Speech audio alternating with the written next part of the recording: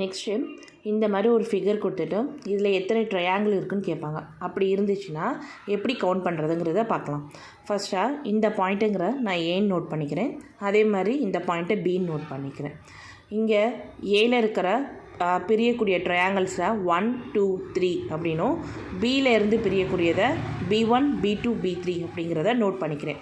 அப்போ ஏ சைடில் இருந்து எத்தனை செப்பரேட் ட்ரையாங்கிள் இருக்குன்னு பார்த்தா 1 2 3.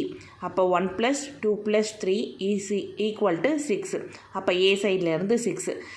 சிமுலராக அதே மாதிரி தான் பி சைட்லேயும் அப்படியே வரும். அப்போ பி சைட்லேருந்து பார்த்தா 1 + 2 + 3 = 6. அப்போ B6ன்னு போட்டிருக்கோம். பி சைட்லேருந்து 6 போட்டிருக்கோம்.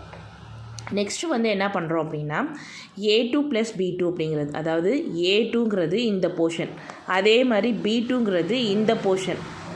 இந்த A2 + B2 அப்படிங்கிறது ஒரு செப்பரேட்டான ட்ரையாங்கிளாக வரும். ஸோ அதே மாதிரி A3 B3 இந்த சைட் பார்த்தோன்னா இது A3, இது B3. அப்போ இந்த ரெண்டையும் கனெக்ட் பண்ணோன்னா இது ஒரு ட்ரையாங்கிளாக வரும். அப்போ A2 + B2 ஒரு ட்ரையாங்கிள், A3 + B3ங்கிறது ஒரு ட்ரையாங்கிள். அப்போ ரெண்டே ஆட் பண்ணால் 2 வரும். அடுத்ததாக next A1 B1 + A2 B2 அப்படிங்கிறது A1 B1 + A2 B2 அப்படிங்கிறது ஒரு ட்ரையாங்கிளாக இருக்கும்.